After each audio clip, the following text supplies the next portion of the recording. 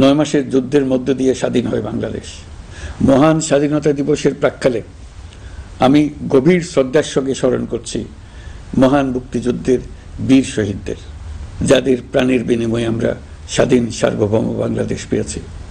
9 মাসের রক্তক্ষয়ী যুদ্ধে লক্ষ লক্ষ শহীদ ও 2 লাখ নির্যাতিত নারীর আত্মত্যাগ পৃথিবীর মানচিত্রে বাংলাদেশ নামে একটি স্বাধীন ভূখণ্ডের জন্ম দিয়েছিল।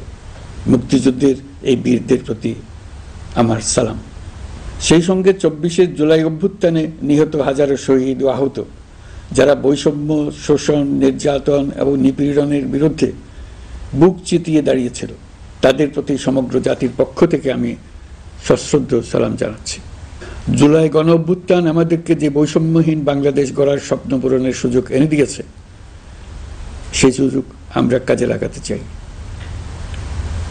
প্রিয় দেশবাসী, পবিত্র মাহে রমজানের সিয়াম সাধনা উপলক্ষে আপনাদের সকলকে আমার আন্তরিক মোবারকবাদ জানাচ্ছি।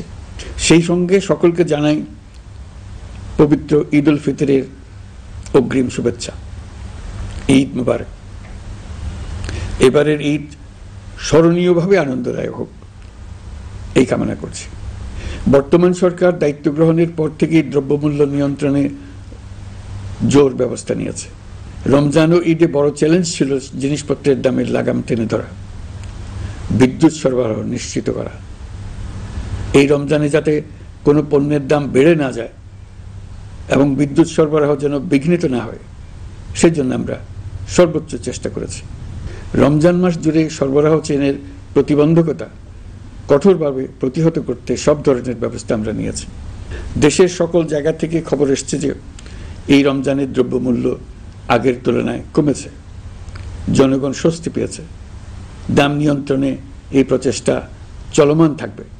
প্রিয় দেশবাসী, গত 16 বছরে শেখ হাসিনা যে ভয়াবহ লুটপাট কায়েম করেছিল, আপনারা সেটার ভুক্তভোগী ছিলেন। ছাত্র জনতার অভ্যুত্থানের মুখে তারা পালিয়ে যাবার সময় এক লণ্ডভণ্ড অর্থনীতি ঢেকে গেছে। এই পরিস্থিতিতে দায়িত্ব নেবার পর অর্থনীতি পুনরুদ্ধারের জন্য অন্তর্বর্তী সরকার নানা উদ্যোগ নিয়েছে। ব্যাংকিং খাতে শৃঙ্খলা ফিরেছে। ক্রমান্বয়ে অর্থনীতির অপরাপর সুযোগগুলো ইতিবাচক ধারায় ফিরতে শুরু করেছে। এই সরকারের সবচেয়ে বড় চ্যালেঞ্জ মূল্যস্ফীতি। ফেব্রুয়ারিতে মূল্যস্ফীতি 9.32% নেমে এসছে, যা 22 মাসের মধ্যে সর্বনিম্ন। আগামী জুন মাসের মধ্যে এটি 8%-এর নিচে নেমে আসবে বলে আশা করছি। দেশের ধ্বংসপ্রাপ্ত অর্থনীতিতে স্বস্তি এনে দিয়েছে আমাদের প্রবাসী ভাই বোনেরা। অন্তর্বর্তী সরকার দায়িত্ব নেবার পর থেকে রেমিটেন্স ধারাবাহিকভাবে বেড়েছে। ফেব্রুয়ারি মাসে রেমিটেন্স প্রবাহ রেকর্ড গড়েছে, প্রায় 25% বৃদ্ধি পেয়ে $2.5 বিলিয়ন পৌঁছেছে। রেমিটেন্স যোদ্ধারা আমাদের দেশের অর্থনীতি গড়ার বীর সৈনিক। তাদের জন্য প্রক্রিয়াগত যেসব বিষয় রয়েছে, সেগুলো সহজ করে দেওয়া আমাদের দায়িত্ব। তারা যেন ভোগান্তির শিকার না হন, দূতাবাস যেন ঠিক মতো কাজ করে, এটি নিশ্চিত করার জন্য আমরা ব্যবস্থা নিয়েছি। আগামী নির্বাচনে যেন তাদের ভোটাধিকার দিতে পারি, সেজন্য কাজ করছি। পলাতক সরকারের আমলে চট দখলের মতো দেশের ব্যাংকগুলো দখল করে নেওয়া হয়েছিল। আমানতকারীর টাকাকে তারা নিজেদের ব্যক্তিগত টাকায় রূপান্তরিত করে ফেলেছিল। অন্তর্বর্তী সরকারের অন্যতম কাজ ছিল ব্যাংকিং ব্যবস্থায় আস্থা ফিরিয়ে আনা, আমানতকারীর স্বার্থ রক্ষা করে নিয়ম শৃঙ্খলা প্রতিষ্ঠা করা, হিসাবপত্রে বিশ্বাসযোগ্যতা স্থাপন করা। ব্যাংকিং ব্যবস্থায় আস্থা প্রতিষ্ঠা করা গেছে। এর ফলে অর্থনীতিতে শৃঙ্খলা ফিরেছে। অন্তর্বর্তী সরকারের অর্জনগুলোর মধ্যে এটা ছিল খুবই গুরুত্বপূর্ণ। গত সরকারের লুটপাটের মহোৎসবে গত 15 বছরে $234 বিলিয়ন পাচার হয়েছে। এটা আমরা জানি। কত রকমভাবে পাচার হয়েছে তাও জানার বিষয়। অভিনব এক একটা পদ্ধতি ছিল। পাচারের একটা পদ্ধতি সবাইকে হতভম্ব করে দিয়েছে। এই পাচার হয়েছে বিদেশে অধ্যয়নরত সন্তানের কাছে টাকা পাঠানোর নামে। তিনি সন্তানের লেখাপড়ার জন্য এক সেমিস্টারের অর্থাৎ 3 মাসের খরচ বাবদ অফিসিয়াল ব্যাংকিং চ্যানেলে পাঠিয়েছেন $3.33 কোটি, অর্থাৎ প্রায় 400 কোটি টাকা। পাচারের এর চাইতে বেশি তাক লাগানো পন্থা আর কি আছে, তার কোনো সীমা আছে বলে আমার মনে হয় না। আইন, নিয়ম, নীতির জায়গায় যখন হরিলুট প্রতিষ্ঠিত হয়, তখন এমন সব কিছুই সম্ভব। এই অর্থ পাচারকারীদের দ্রুত আইনের আওতায় নিয়ে আসার লক্ষ্যে ইতোমধ্যে আন্তর্জাতিক তৎপরতা জোরদার করা হয়েছে। প্রিয় দেশবাসী, অন্তর্বর্তী সরকার পৃথিবীর বিভিন্ন দেশের শীর্ষস্থানীয় বিনিয়োগকারীদের সঙ্গে নিয়মিত বৈঠক করে যাচ্ছে। তারা বাংলাদেশের বর্তমান ব্যবস্থায় বিনিয়োগের বিষয়ে খুবই আগ্রহী। আশা করছি দ্রুততম সময়ে দেশের নতুন নতুন বিদেশি বিনিয়োগ আপনারা দেখতে পাবেন। সরকার দায়িত্ব নেওয়ার পর থেকে দেশের রপ্তানি 13% বেড়েছে। জানুয়ারিতে 7% কন্টেইনার হ্যান্ডলিং বেড়েছে। বাংলাদেশ বিনিয়োগ উন্নয়ন কর্তৃপক্ষ ইতোমধ্যে লাইসেন্সিং রিকোয়ারমেন্টস, প্রত্যাবাসন আইন সহ বিনিয়োগকারীদের যে সাধারণ সমস্যাগুলো রয়েছে সেগুলো সমাধানে কাজ শুরু করেছে। বাংলাদেশ বিনিয়োগ উন্নয়ন কর্তৃপক্ষ আগামী মাসে ঢাকায় 4 দিনব্যাপী আন্তর্জাতিক বিনিয়োগ সম্মেলন করছে। বিশ্ববিখ্যাত অনেক বিনিয়োগকারী এতে অংশ নেবেন। ইতিমধ্যে DP World, Singapore PSA, AP Moller Maersk কয়েক বিলিয়ন ডলারের বিনিয়োগের প্রস্তাব করেছে। অন্তর্বর্তী সরকার দায়িত্ব গ্রহণের পর থেকেই স্বতঃস্ফূর্তভাবে পৃথিবীর সকল সরকার আমাদের প্রতি বন্ধুত্বের হাত বাড়িয়ে দিয়েছে। এটা শুরু হয়েছিল গত সেপ্টেম্বরে জাতিসংঘের বার্ষিক বৈঠকে। আপনাদের মনে আছে বিশ্বের সরকার প্রধানরা কিভাবে আমাদের সঙ্গে আগ্রহ নিয়ে দেখা করতে এগিয়ে এসছে। তারপর থেকে যে কোনো সম্মেলনে গিয়েছি, দেখেছি আন্তর্জাতিক নেতৃবৃন্দের আগ্রহ কিভাবে ক্রমেই বেড়ে চলেছে। জানুয়ারি মাসে সুইজারল্যান্ডের ডাভোসে গিয়েছিলাম।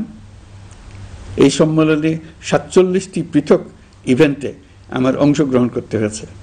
বিভিন্ন দেশের সরকার প্রধান, মন্ত্রী, বিশ্ব বাণিজ্যের নায়করা, জাতিসংঘের মহাসচিব, জাতিসংঘের বিভিন্ন সংস্থার প্রধানদের সঙ্গে বৈঠক করেছে। তারা আমাদের পাশে থাকার জন্য আন্তরিক আগ্রহ প্রকাশ করেছেন। সম্প্রতি আমি সংযুক্ত আরব আমিরাতে গিয়েছিলাম। তারা বিগত সরকারের সময় আমাদের ভিসা বন্ধ করে দিয়েছিল। আমরা সেই দেশের ভিসার দরজা খোলার চেষ্টা চালিয়ে যাচ্ছি। তারা আশ্বাস দিয়েছেন তাদের দিক থেকে সকল আনুষ্ঠানিকতা সম্পন্ন করে ভিসার দরজা উন্মুক্ত করবেন। আমি আশা করছি সেটা দ্রুতই উন্মুক্ত হবে। আমি সংযুক্ত আরব আমিরাতকে আমাদের দেশে শিল্প কারখানা গড়ে তোলার জন্য একটি শিল্পাঞ্চল করার প্রস্তাব দিয়েছি। তারা এই বিষয়ে আগ্রহ জানিয়েছে। শিল্পাঞ্চলে 2টি কাজ দিয়ে তারা শুরু করবে, এই জন্য কথাবার্তা শুরু হয়েছে। প্রথমে মুসলিম বিশ্বে সরবরাহের জন্য একটি হালাল গোশত প্রক্রিয়াজাত করার কারখানা করবে। এরপর মৎস্য প্রক্রিয়াজাতকরণের জন্য কারখানা স্থাপন করবে। তারা আমাদের নতুন সামুদ্রিক বন্দর পরিচালনা করার জন্যও আগ্রহ জানিয়েছে।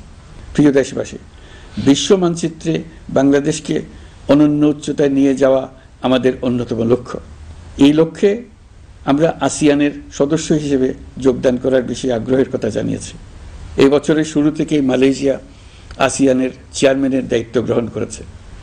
মালয়েশিয়ার মাননীয় প্রধানমন্ত্রী আনোয়ার ইব্রাহিমের সঙ্গে এই বিষয়ে কথা হয়েছে। তিনি আমাদের আবেদনের প্রতি সমর্থন জানিয়েছেন, আমাকে মালয়েশিয়া সফরের আমন্ত্রণ জানিয়েছেন। আমি এই আমন্ত্রণ গ্রহণ করেছি। মালয়েশিয়া রোহিঙ্গা সমস্যা সমাধানের জন্য জাতিসংঘের সম্মেলন আয়োজনের দায়িত্ব নিয়েছে। আমাদের দেশ থেকে শ্রমিক নিয়ে যাবার ব্যাপারে যে সমস্ত সমস্যার সৃষ্টি হয়েছিল সবগুলো সমাধানের জন্য আন্তরিকভাবে তারা কাজ করছে। আগামীকাল 4 দিনের সফরে আমি চীন যাচ্ছি। প্রেসিডেন্ট শি জিনপিংয়ের সঙ্গে আমার বৈঠক হবে। চীনের বড় বড় ব্যবসায়িক প্রতিষ্ঠানের সিইওদের সঙ্গেও বৈঠক করব।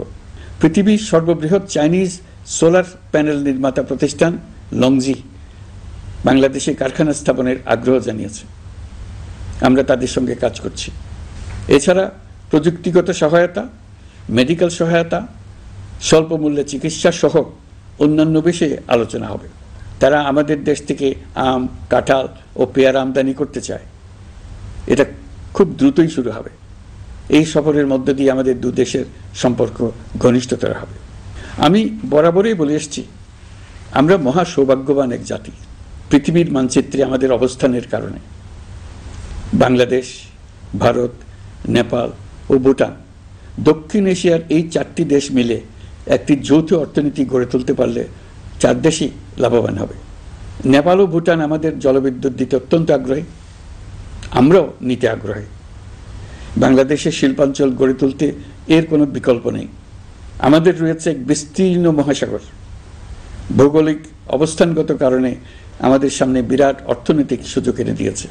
কুমিরা থেকে টেকনাফ পর্যন্ত দীর্ঘ উপকূল ভূমি। এই দীর্ঘ উপকূল জুড়ে বিরামহীনভাবে অনেকগুলি আধুনিক প্রযুক্তি সমৃদ্ধ আন্তর্জাতিক মানের সমুদ্র বন্দর, শিল্প কারখানা, রপ্তানি প্রক্রিয়াজাতকরণ এলাকা স্থাপন করা গেলে পুরো অর্থনৈতিক অঞ্চলের ভবিষ্যৎ দ্রুত পরিবর্তন সম্ভব। নেপাল থেকে জলবিদ্যুৎ আনতে পারলে জীবাশ্ম জ্বালানির উপর আমাদের নির্ভরশীলতা কমবে। বর্তমানে বিশ্ববাসী পরিবেশ রক্ষায় সচেতন, তারা এটাকেই সর্বোচ্চ অগ্রাধিকার দিচ্ছে। জীবাশ্ম জ্বালানির উপর নির্ভরশীলতা কমিয়ে পরিবেশ বান্ধব বিকল্প পাওয়া গেলে বিদেশি বিনিয়োগকারীদের আরও বেশি মনোযোগ আকর্ষণ করা যাবে। দেশের ক্রমবর্ধমান বিদ্যুৎ চাহিদার পরিপ্রেক্ষিতে রূপপুর পারমাণবিক বিদ্যুৎ কেন্দ্রের কাজ যথাসময়ে শেষ করার বেশি আমরা জোর দিয়েছি। রোসাটমের মহাপরিচালক আমাকে বলেছেন শিগগিরই বিদ্যুৎ কেন্দ্রটি পরীক্ষামূলকভাবে চালু করা হবে। আমাদের পণ্য পৃথিবীর পণ্য। এই পণ্য নেপালে যাবে, ভুটানে যাবে, ভারতের সেভেন সিস্টার্সে যাবে। প্রতিবেশীদের পণ্য আমাদের এখানে আসবে, সারা পৃথিবীর কাছে পৌঁছে যাবে। এইভাবেই এটি একটি লাভজনক অর্থনৈতিক অঞ্চল হিসেবে দাঁড়িয়ে যাবে। আর এই অঞ্চলের গুরুত্বপূর্ণ ভূমিকায় থাকবে বাংলাদেশ। বাংলাদেশের সবচেয়ে বড় সমস্যা সীমাহীন দুর্নীতি। স্বৈরাচারী সরকার এই দুর্নীতিকে বিশ্বের শীর্ষস্থানে নিয়ে গেছে। দুর্নীতির ফলে শুধু যে সবকিছুতে অবিশ্বাস্য রকম ব্যয় বৃদ্ধি পাচ্ছে তাই না, এর ফলে সরকার ও জনগণের সকল আয়োজন বিকৃত হয়ে যায়।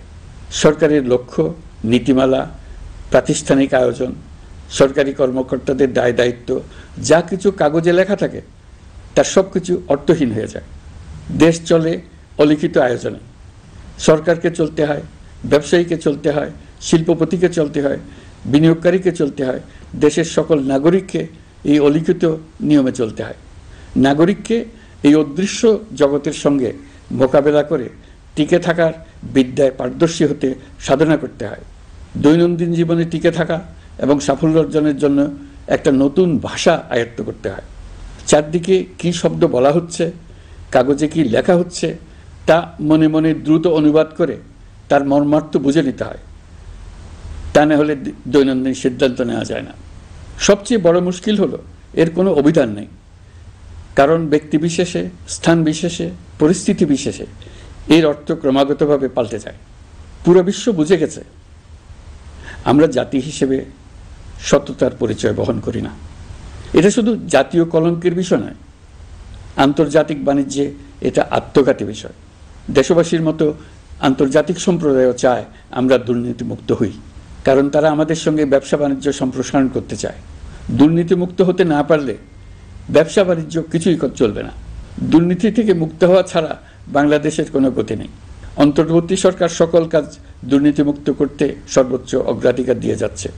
এই সরকারের মেয়াদকে দুর্নীতিমুক্ত রাখার চেষ্টার পাশাপাশি আগামী দিনেও দেশের নাগরিককে যেন সরকারের পৃষ্ঠপোষকতা দুষ্পুষ্ট দুর্নীতি থেকে মুক্ত রাখতে পারে সেই ব্যবস্থা নিশ্চিত করতে আমরা প্রতিশ্রুতিবদ্ধ।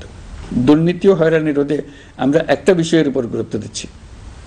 সরকারের সঙ্গে দৈনন্দিন, মাসিক বা বার্ষিক রুটিন কাজের জন্য যেন কোনো নাগরিককে সশরীরে কোনো সরকারি অফিসে উপস্থিত হতে না হয়। দুর্নীতি প্রতিরোধের অংশ হিসেবে সরকারি সব অফিসে ই-ফাইলিং চালুর সিদ্ধান্ত নেওয়া হয়েছে। ই-ফাইলিং ব্যবস্থা চালু হলে দুর্নীতি কমে আসবে। এতে করে কোন অফিসের কোন ডেস্কে কোন ফাইল আটকে আছে তা সহজেই জানা যাবে। সরকারি যতগুলো কার্যক্রমে অনলাইন সেবা চালু সম্ভব সবখানেই এই সেবা চালুর বিষয়ে সরকার কাজ করছে। সরকারি বিভিন্ন সেবা পেতে অসহায় নাগরিকের টুটি চেপে ধরে অবিশ্বাস্য পরিমাণ টাকা দিতে বাধ্য করা হয়। টাকার যে লেনদেন ও ভোগান্তির সম্মুখীন হতে হয় সেটা থেকে নাগরিকদের বাঁচানোর জন্য আমরা বদ্ধপরিকর। অনলাইনে সেবা পাওয়ার পদ্ধতিটি আরও কীভাবে সহজ করা যায় এই ব্যাপারে আমাদের কাছে পরামর্শ জানিয়ে লিখুন, ইমেইল করুন। আপনি বা আপনার পরিবারের যে কেউ এই সেবা বাণিজ্যিকভাবে দিতে চাইলে প্রশিক্ষণ গ্রহণ করে পৃথিবীর যে কোনো স্থান থেকে এই সেবা দিতে পারবেন। বিগত সরকারের আমলে ভিন্নমতকে দমন করার জন্য মিথ্যা মামলাকে হাতিয়ার হিসেবে বেছে নেওয়া হয়েছিল। বিভিন্ন পর্যায়ে যাচাই বাছাই করে আমরা এইসব হয়রানিমূলক মামলা প্রত্যাহারের উদ্যোগ নিয়েছি। গত ফ্যাসিস্ট সরকারের সময় দায়ের করা রাজনৈতিক হয়রানিমূলক মামলাগুলোর মধ্যে সারা দেশেই পর্যন্ত ৬,২৯৫টি মামলা প্রত্যাহারের সুপারিশ করা হয়েছে। অন্যান্য সকল হয়রানিমূলক মামলাও ক্রমান্বয়ে প্রত্যাহার করা হচ্ছে। এছাড়া এ পর্যন্ত সাইবার সিকিউরিটি আইনের অধীনে বিচারাধীন স্পিচ অফেন্স সংক্রান্ত 413টি মামলা প্রত্যাহার করা হয়েছে। এই আইনটি অবিলম্বে বাতিল করে নাগরিক বান্ধব সাইবার সুরক্ষা আইন করা হচ্ছে। মানুষের ভোগান্তি রোধেও আমরা আইনগত পদক্ষেপ নিচ্ছি। জিডি করার সময় স্বাক্ষর দেওয়ার জন্য এখন আর থানায় যাওয়ার প্রয়োজন নাই, এটা অনলাইনেই করা যাবে। এই ব্যাপারে প্রয়োজনীয় নির্দেশ দেওয়া হয়েছে। পাওয়ার অফ অ্যাটর্নি বিধিমালা সংশোধনীর মাধ্যমে প্রবাসী বাংলাদেশিদের হয়রানি লাঘব করা হয়েছে। সংশোধিত বিধিমালার আলোকে বাংলাদেশি পাসপোর্ট না থাকলেও বাংলাদেশি বংশোদ্ভূত ব্যক্তির পাসপোর্টে নো ভিসা রিকোয়ার্ড স্টিকার থাকলে কিংবা জন্ম সনদ বা জাতীয় পরিচয়পত্র থাকলেই তিনি বিদেশ থেকে পাওয়ার অফ অ্যাটর্নি সম্পাদন করতে পারবেন। সরকারি সিদ্ধান্ত ও প্রয়োজনীয় ব্যবস্থা নেওয়ার পর বিমানের টিকিট কেনার পুরো প্রক্রিয়াটি অনলাইনে নিয়ে যাওয়ার ফলে বিমানের টিকিটের দাম শতকরা 50 থেকে 75% কমে গেছে। বিশেষ করে মধ্যপ্রাচ্যের প্রবাসী ভাই বোনেরা এতে করে স্বস্তি পাচ্ছে। অন্যান্য এয়ারলাইনের টিকিটের দামও কমে গেছে। নাগরিকদের হয়রানিমুক্ত ও দুর্নীতিমুক্ত সেবা প্রদানের জন্য সরকার ভূমি সেবা ডিজিটালাইজ করার উদ্যোগ নিয়েছে। এর অংশ হিসেবে ভূমি মন্ত্রণালয় অনলাইনে ঘরে বসেই জমির খাজনা প্রদান, নামজারি, জমা খারিজ, খতিয়ান বা পর্চা সার্টিফাইড কপি, মৌজা ম্যাপ বা নকশা প্রদানের কার্যক্রম শুরু করেছে। এই পদ্ধতিতে ভোগান্তি, অস্বচ্ছতা ও দুর্নীতির অবসান হবে। বর্তমানে সারা দেশে পরীক্ষামূলকভাবে এই কার্যক্রম চালু হয়েছে। এগুলোকে ক্রমান্বয়ে আরও জনবান্ধব করে স্থায়ী রূপ দেওয়া হবে। এর লক্ষ্য হবে ক্রমাগতভাবে এই সকল দায়িত্ব সরকারের হাত থেকে নিয়ে সেবাদানকারী ব্যক্তি বা প্রতিষ্ঠানের কাছে ছেড়ে দেওয়া। গ্রামের স্কুল কলেজ পাশ করা ছেলেমেয়েরা, গৃহিণীরা ঘরে বসে সারা দেশে এই সেবা দান করবে এবং অনেকে তাদের কৃতিত্বের জন্য প্রসিদ্ধ হয়ে পড়বে। তারা সারা দেশের গ্রাহকদের সেবা নিজের গ্রাম থেকেই প্রদান করবে। রাজস্ব সংস্কার কমিশনের সুপারিশ অনুসারে জাতীয় রাজস্ব বোর্ড বিলুপ্ত করার সিদ্ধান্ত নেওয়া হয়েছে। এর জায়গায় দুটি পৃথক বিভাগ করা হচ্ছে। একটি হলো নীতি প্রণয়ন বিভাগ বা জাতীয় রাজস্ব নীতি বোর্ড, অন্যটি বাস্তবায়ন বিভাগ বা জাতীয় রাজস্ব সংগ্রহ বিভাগ। এর ফলে সরকারের পছন্দের ব্যক্তিরা হাজার হাজার কোটি টাকার রাজস্ব ফাঁকি দেওয়ার আর সুযোগ পাবে না। আমি আশা করি পরবর্তীতে যারা সরকারে আসবেন তারাও এই নীতি বহাল রাখবেন। এখনকার যুগ হলো প্রযুক্তির যুগ, সৃজনশীলতার যুগ। আমাদের দেশে 17 কোটি নারী পুরুষ, তার মধ্যে তরুণরা হলো বিপুলভাবে সংখ্যাগরিষ্ঠ। বাংলাদেশ মানব সম্পদের দিক থেকে 8ম বৃহত্তম দেশ। একযোগে এই তরুণরা সৃজনশীলতা প্রকাশের সুযোগ পেলে বন্যার স্রোতের মতো আমাদের দেশ দ্রুত বেগে পৃথিবীর বাজারের মধ্যস্থানে চলে যাবে। এই বিপুল তরুণ গোষ্ঠীর সামনে থেকে পথের বাধা সরিয়ে দেওয়াই হলো আমাদের সরকারের প্রধান লক্ষ্য। প্রযুক্তি আমাদের জন্য সুযোগ সৃষ্টি করেছে, আমরা দ্রুত বেগে এই সুযোগ গ্রহণ করার কাজে নিজেদের নিয়োজিত করেছি। এমনভাবে আমরা প্রযুক্তি ব্যবহার করার কাজে নিয়োজিত হয়েছি যাতে নাগরিকের আঙ্গুলের ইশারায় সরকার তার সেবা নাগরিকের কাছে তাৎক্ষণিকভাবে হাজির করে। তা নিশ্চিত করার জন্য আমরা সেই সেবা দিতে চাই প্রযুক্তির মাধ্যমে, সরকারি অফিসের মাধ্যমে নয়। ইতিমধ্যে পাসপোর্ট পেতে পুলিশ ভেরিফিকেশনের নিয়ম আমরা বাতিল করে দিয়েছি। এর ফলে বর্তমানে নাগরিকরা আগের চাইতে সহজভাবে পাসপোর্ট সেবা পাচ্ছেন। পুলিশ রিপোর্ট প্রাপ্তির নিয়ম বাতিল করার পর এই পর্যন্ত 70,000 নতুন পাসপোর্ট, যা বহুকাল ধরে পুলিশ রিপোর্ট আসার অপেক্ষায় আটকে ছিল, তা দ্রুত আবেদনকারীদের হাতে পৌঁছে দেওয়া হয়েছে। পাসপোর্ট প্রাপ্তি সহজ করার জন্য আমরা পুরনো পদ্ধতি বাতিল করে ইলেকট্রনিক পাসপোর্ট প্রচলন শুরু করেছি। এর ফলে দ্রুত পাসপোর্ট দেওয়া সম্ভব হচ্ছে। দেশের অভ্যন্তরে ই পাসপোর্ট হোম ডেলিভারি দেওয়া সম্ভব হচ্ছে। আগামীতে সকলেই ঘরে বসে পাসপোর্ট পাবেন, এটা নিশ্চিত করার চেষ্টা করছে। পাসপোর্ট দেওয়ার দায়িত্বে নিয়োজিত কর্মকর্তারা অত্যন্ত উৎসাহ সহকারে দ্রুত এসব পরিবর্তন আনার ব্যাপারে এগিয়ে আসছেন দেখে মনটা আনন্দে ভরে যায়। প্রিয় দেশবাসী, হজ মুসলমানদের জন্য সবচেয়ে গভীর আধ্যাত্মিক সফরগুলোর মধ্যে প্রধান। সারা জীবন তারা হজ পালনের জন্য অপেক্ষা করেন। পবিত্র হজ পালনে বাংলাদেশের হাজিরা প্রায় বিভিন্ন চ্যালেঞ্জের সম্মুখীন হন। ভাষাগত বাধা, স্বাস্থ্য ঝুঁকি, অতিরিক্ত ভিড়, প্রশাসনিক জটিলতা এবং লজিস্টিক সমস্যা সহ নানা অসুবিধা। হজের অভিজ্ঞতাকে মসৃণ ও নিরাপদ করতে অন্তর্বর্তীকালীন সরকার একটি মোবাইল অ্যাপ তৈরি করেছে, যা সম্মানিত হাজিদের যাত্রার আগে যাত্রা চলাকালীন সময়ে এবং ফিরে আসার পরেও প্রয়োজনীয় সহায়তা প্রদান করবে। এই অ্যাপটি বাংলা ভাষায় রিয়েল টাইম নির্দেশনা ও সহায়তা প্রদান করবে। সরকার সমর্থিত বিশেষ ডেবিট কার্ডের মাধ্যমে বিদেশের স্থানীয় মুদ্রায় আর্থিক লেনদেন নিশ্চিত করবে। লাগেজ যাতে হারিয়ে না যায় তার জন্য লাগেজ ট্র্যাকিংয়ের ব্যবস্থা থাকবে। মোবাইল ফোনের মাধ্যমে হজযাত্রীরা প্রত্যেক দিন ওই দিনের করণীয় ও যাতায়াতের বিস্তারিত বিবরণ জানতে পারবেন। যেদিন যে দোয়া পড়তে হবে সেটা স্মরণ করিয়ে দেবে। যেসব পবিত্র স্থানে যাবেন সেসবের ছবি সহ ইতিহাস বর্ণনা করবে। হাজিদের মনে কোনো প্রশ্ন জাগলে কল সেন্টারে ফোন করে সেই প্রশ্নের উত্তর পাবেন। শরীর খারাপ লাগলে ডাক্তারের সঙ্গে যোগাযোগ করিয়ে দেবে। সম্মানিত হাজিদের কোনো পরামর্শ থাকলে সেটা পরামর্শ পৃষ্ঠায় লিখে দিতে পারবেন। ভ্রমণের দৈনন্দিন ঝামেলার জন্য হজের মূল লক্ষ্যকে পরাজিত করতে না পারে তার জন্য সকল ব্যবস্থা এতে রাখা থাকবে। প্রিয় দেশবাসী, আপনারা শুনেছেন আমি স্টারলিংকের প্রতিষ্ঠাতা এবং বিশ্বের শীর্ষ ধনকুবের স্পেস এক্স ও টেসলার এর মালিক এলন মাস্কের সঙ্গে ফোনে আলাপ করে বাংলাদেশে স্টারলিংকের কার্যক্রম শুরু করার আহ্বান জানিয়েছি। সে অনুসারে কোম্পানির প্রতিনিধিরা এখন বাংলাদেশে তাদের কার্যক্রম শুরুর আয়োজন করছে। তাদের সঙ্গে 3 মাসের মধ্যে বাণিজ্যিক চুক্তি চূড়ান্ত করার কাজ চলছে। স্টারলিংকের মাধ্যমে স্বল্প মূল্যে উচ্চগতির ইন্টারনেট বাংলাদেশের ডিজিটাল জগতে একটা বিপ্লব আনবে। স্টারলিংক সেবা চালু হলে দেশের প্রতিটি গ্রাম, দ্বীপাঞ্চল, দুর্গম পাহাড়ি অঞ্চল অতি উচ্চগতির ইন্টারনেট সেবার আওতায় চলে আসবে। স্টারলিংক চালু হলে ভবিষ্যতে কোনো সরকার ইন্টারনেট সেবা বন্ধ করে মানুষকে আর তথ্যবন্দী করার কোনো সুযোগ পাবে না। বাংলাদেশের প্রতিটি অঞ্চলে বিশ্বমানের শিক্ষা, স্বাস্থ্যসেবা, অর্থনৈতিক ক্ষেত্রে সকল নাগরিকের অংশগ্রহণ নিশ্চিত করা যাবে। আমাদের নতুন প্রজন্ম দেশের যে কোনো প্রত্যন্ত অঞ্চলেই থাকুক না কেন তারা বিশ্ব নাগরিক হয়ে গড়ে ওঠার সুযোগ পাবে। সরকার যুব উদ্যোক্তা নীতি 2025 প্রণয়ন করেছে। এর লক্ষ্য হবে সামাজিক, অর্থনৈতিক ও পরিবেশগত অগ্রগতির মূল চালক হিসেবে তরুণ তরুণীদের ক্ষমতায়ন করা। এই নীতি টেকসই উন্নয়ন লক্ষ্যমাত্রা অর্জনের উপায় হিসেবে সফল উদ্যোক্তা তৈরিতে সহায়ক হবে। সামাজিক ও অর্থনৈতিক ক্ষেত্রে তরুণ উদ্যোক্তাদের অবদানকে স্বীকৃতি দেওয়া হবে।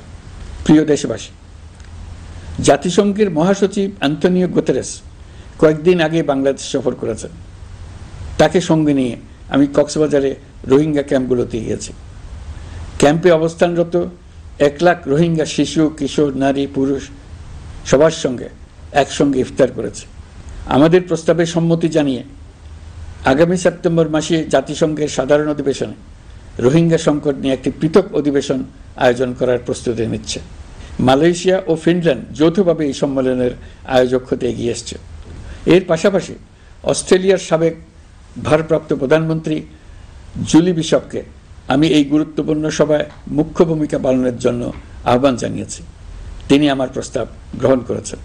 জাতিসংঘের মহাসচিব বাংলাদেশ সফরে এসে জাতীয় ঐকমত্য কমিশনের সদস্য, রাজনৈতিক দলের নেতৃবৃন্দ ও তরুণদের সঙ্গে পৃথক পৃথকভাবে বৈঠক করেছেন। বৈঠকে সবাই জাতিসংঘের মহাসচিবকে নতুন বাংলাদেশ গঠনের স্বপ্নের কথা জানিয়েছেন। আপনারা জানেন, পতিত স্বৈরাচারের নিপীড়নের বর্ণনা উঠে এসছে জাতিসংঘের মানবাধিকার বিষয়ক হাই কমিশনারের কার্যালয়ের রিপোর্টে। গত জুলাই-আগস্ট মাসে বাংলাদেশের ছাত্র, শ্রমিক জনতার উপর শেখ হাসিনা সরকার ও আওয়ামী লীগ যে দমন, পীড়ন ও হত্যাকাণ্ড চালিয়েছে এর পুঙ্খানুপুঙ্খ তদন্ত করে বিস্তারিত রিপোর্ট প্রকাশ করেছে তারা। এই রিপোর্টে স্পষ্টভাবে উঠে এসছে যে শেখ হাসিনা নিজেই নিরাপত্তা বাহিনীর কর্মকর্তাদের নির্দেশ দিয়েছিলেন বিক্ষোভকারীদের হত্যা করতে। বিগত সরকার, আওয়ামী লীগ ও আওয়ামী লীগের সহযোগী গোষ্ঠী ও সংগঠন একত্রিত হয়ে পরিকল্পিতভাবেই গুরুতর মানবাধিকার লঙ্ঘনে জড়িত ছিল। মানবাধিকার বিষয়ক হাই কমিশনারের রিপোর্টে বলা হয়েছে বিক্ষোভ চলাকালে প্রায় 1400 জন নিহত হয়েছেন, যার মধ্যে প্রায় 13% শিশু। বিক্ষোভের সম্মুখ সারিতে থাকার কারণে আমাদের জুলাই কন্যারা নিরাপত্তা বাহিনী ও আওয়ামী লীগের সমর্থকদের দ্বারা আক্রান্ত হয়েছে, এমনকি যৌন নির্যাতনের শিকার হয়েছে। জাতিসংঘের রিপোর্ট পড়ে সবার গায়ের লোম দাঁড়িয়ে গেছে। কি ভয়াবহতা! কিভাবে একজন প্রধানমন্ত্রী নিজ দেশের নিরস্ত্র মানুষকে হত্যার পর লাশ লুকিয়ে ফেলার নির্দেশ দিতে পারে? ক্ষমতা আঁকড়ে রাখার জন্য তিনি পৃথিবীর সকল নিষ্ঠুরতা ছাড়িয়ে গেছেন। এটাই জাতিসংঘের প্রতিবেদনে উঠে এসছে। মানবাধিকার বিষয়ক হাইকমিশনার কার্যালয়ের এই রিপোর্টকে আমরা স্বাগত জানাচ্ছি। প্রতিবেদনে যে সুপারিশ করা হয়েছে, অন্তর্বর্তী সরকার সেই সুপারিশগুলো গুরুত্বের সঙ্গে বিবেচনা করছে। আপনাদেরকে আশ্বস্ত করে বলতে চাই, যারা গণহত্যায় জড়িত ছিল, যারা নির্বিচারে মানুষ হত্যা করেছে, যারা ইতিমধ্যে হত্যাকারী হিসেবে বিশ্বের কাছে স্বীকৃত, তাদের বিচার এ দেশের মাটিতে হবেই। প্রিয় দেশবাসী, আপনারা জানেন অন্তর্বর্তী সরকার দায়িত্ব নেবার পর থেকেই গণমাধ্যম ও সোশ্যাল মিডিয়ায় গুজবের যেন এক মহোৎসব চলছে। দেশকে অস্থিতিশীল করার জন্য একের পর এক মিথ্যা তথ্য ছড়িয়ে দিয়ে জনগণকে বিভ্রান্ত করার চেষ্টা চলছে। অভিনব সব প্রক্রিয়ায় গুজব ছড়ানো হচ্ছে। এক ছবির সঙ্গে অন্য ছবি জুড়ে দেওয়া হচ্ছে, ঘটনা একটা, ছবি আরেকটা, এরকম ফটোকার্ড বানিয়ে অন্য দেশের ঘটনাকে এ দেশের ঘটনা হিসেবে চালিয়ে দিয়ে সোশ্যাল মিডিয়ায় তোলপাড় করে ফেলছে। যতই নির্বাচন কাছে আসবে, এর রূপ আরো ভয়ঙ্কর হতে থাকবে।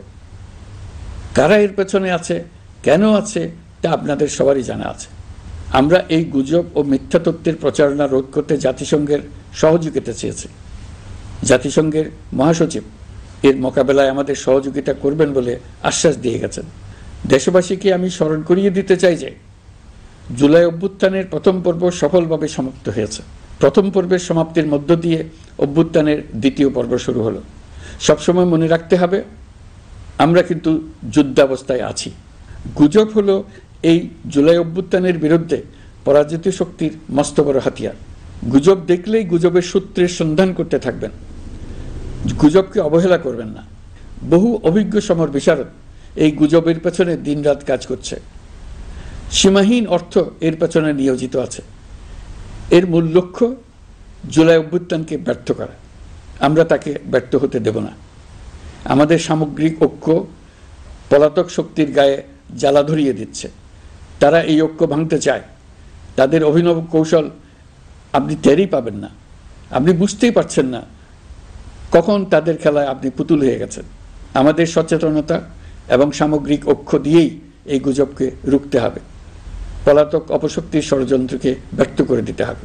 প্রিয় দেশবাসী, আপনারা জানেন ইতিমধ্যে জাতীয় ঐকমত্য কমিশন তাদের কাজ শুরু করেছে। 6টি সংস্কার কমিশনের 166টি সুপারিশ ও পূর্ণাঙ্গ প্রতিবেদন সহ 38টি রাজনৈতিক দলের কাছে চিঠি দেওয়া হয়েছে। ইতিমধ্যে রাজনৈতিক দলগুলোর সঙ্গে বৈঠক শুরু হয়েছে। দেশের রাজনৈতিক দলগুলো খুবই ইতিবাচকভাবে সংস্কার কাজে সাড়া দিয়েছেন, তাদের মতামত তুলে ধরছেন। কোন রাজনৈতিক দল কোন কোন সংস্কার প্রস্তাবে একমত হয়েছেন, কোনটিতে দ্বিমত হয়েছেন, সেসব তারা জানাচ্ছেন। এটা আমাদের জাতির জন্য অত্যন্ত সুখকর বিষয় যে প্রতিটি রাজনৈতিক দল সংস্কারের পক্ষে মত দিচ্ছেন। ঐকমত্য কমিশনের মাধ্যমে সকল রাজনৈতিক দলের মতামত নেওয়ার কাজ এখন চলমান আছে। কমিশনের লক্ষ্য যে সকল বিষয়ে রাজনৈতিক দলগুলো একমত হবেন সেগুলো চিহ্নিত করা এবং তার একটা তালিকা প্রস্তুত করা। যে সকল দল এতে একমত হয়েছেন তাদের স্বাক্ষর নেওয়া। এই তালিকাটাই হবে জুলাই চার্টার বা জুলাই সনদ। আমাদের দায়িত্ব জাতির সামনে পুরো প্রক্রিয়াটা স্বচ্ছভাবে তুলে ধরা এবং প্রক্রিয়া শেষে নির্বাচনের আয়োজন করা।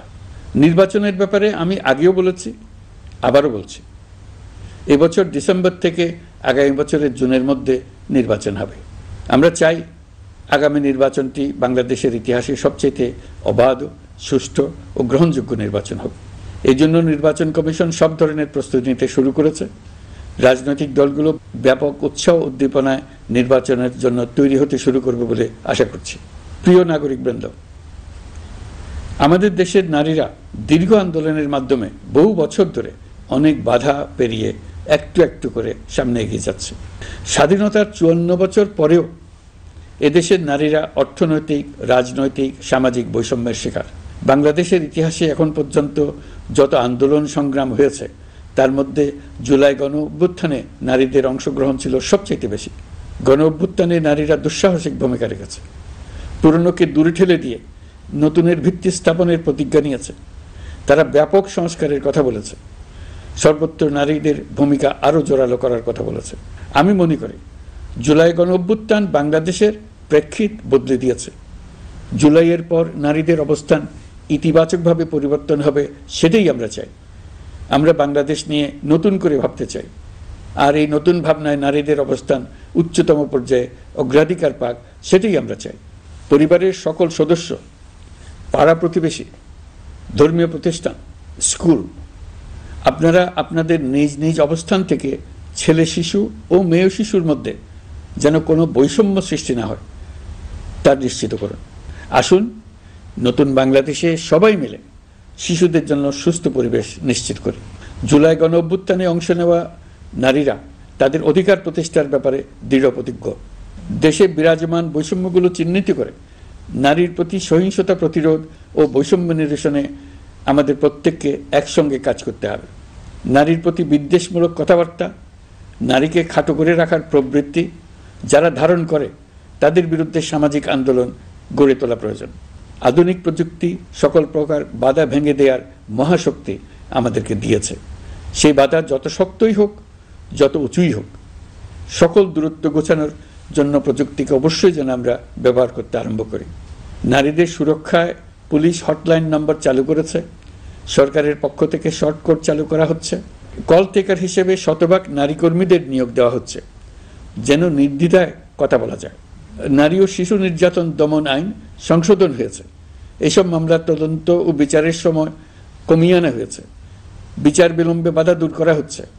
ঢাকার পাশাপাশি চট্টগ্রাম ও রাজশাহীতে ডিএনএ ল্যাব স্থাপনের কাজ চলছে। খুব দ্রুতই বিশেষ জুডিশিয়াল সার্ভিস কমিশনের মাধ্যমে নতুন অনেক বিচারক নিয়োগ দেওয়া হচ্ছে। ভিকটিম শিশুরা যাতে দ্রুত বিচার পায় সেজন্য আলাদাভাবে বিশেষ ট্রাইব্যুনাল স্থাপনের বিধান রাখা হয়েছে। দেশের সবার মতো আমি অত্যন্ত আনন্দিত যে এবার নারী ফুটবল টিম দক্ষিণ এশিয়া চ্যাম্পিয়ন হয়েছে। দেশ জুড়ে আয়োজিত তারুণ্যের উৎসব 2025-এ বিভিন্ন অঞ্চল থেকে 27,40,000 মেয়েরা প্রায় 3,000 খেলা ও সাংস্কৃতিক কর্মকাণ্ডে অংশগ্রহণ করেছে। উৎসবে দেশের সুবিধাবঞ্চিত ও সুবিধাপ্রাপ্ত অঞ্চল, প্রান্তিক জনগোষ্ঠী এবং 21টি নৃগোষ্ঠীর তরুণ তরুণী সহ সকলের সার্বজনীন অংশগ্রহণ ছিল।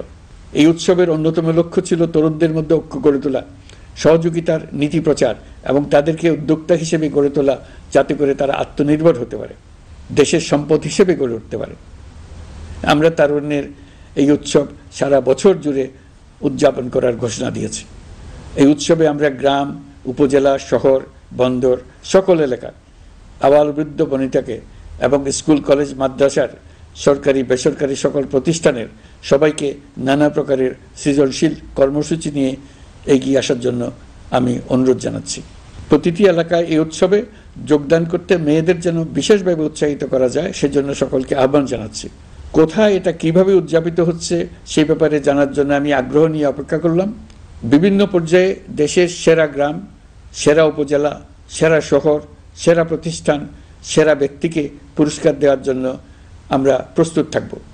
নারী অধিকারের পাশাপাশি একই রকম গুরুত্বের সঙ্গে মনে রাখতে হবে সংখ্যালঘুদের নাগরিক অধিকার, সমতল ও পাহাড়ের জাতিগোষ্ঠীর নাগরিক অধিকার। কারো কোনো নাগরিক অধিকারকে অবহেলা করলেই এই জাতির জন্য মহা সংকট সৃষ্টি হবে। নাগরিক হিসেবে আমরা কেউ যেন অন্য নাগরিকের অধিকার হরণের দায়ে অভিযুক্ত হতে না পারি সেই ব্যাপারে আমাদের নিশ্চিত থাকতে হবে। তাহলেই সত্যিকার নতুন বাংলাদেশ জন্ম লাভ করবে। সবাইকে আবারও আমার সালাম জানিয়ে আমার বক্তব্য শেষ করছি। আসসালামু আলাইকুম। সবাইকে স্বাধীনতা দিবসের অভিনন্দন জানাচ্ছি। পবিত্র মাহে রমজানে মহান আল্লাহর অশেষ মেহেরবানি আমাদের উপরে বর্ষিত হোক। এবারের শবে কদরের পবিত্র রজনীতে মহান আল্লাহ যেন তাঁর সকল বান্দার মোনাজাত কবুল করেন তা প্রার্থনা করছি। একই সঙ্গে পবিত্র ঈদে সকলকে জানাই ঈদ মোবারক। ঈদে পরিবার পরিজন নিয়ে নির্বিঘ্নে ও আনন্দ সহকারে নিজ নিজ বাড়ি যাবেন, আত্মীয় স্বজনের কবর জিয়ারত করবেন, গরিব পরিবারের খোঁজ খবর নেবেন, তাদের ভবিষ্যৎ ভালো করার জন্য চিন্তা ভাবনা করবেন, আপনার সন্তানদের সঙ্গে তাদের পরিচয় করিয়ে দেবেন, এই কামনা করছি। ঈদের জামাতে দলমত নির্বিশেষে সবাই যেন পরাজিত শক্তির সকল প্ররোচনা সত্ত্বেও সুদৃঢ়ভাবে ঐক্যবদ্ধ থাকেন সেজন্য আল্লাহর কাছে মোনাজাত করবেন, এই আহ্বান জানাচ্ছি। সকলের জীবন সার্থক হোক, আনন্দময় হোক। মহান আল্লাহ আমাদের সহায় হন। আল্লাহ হাফেজ।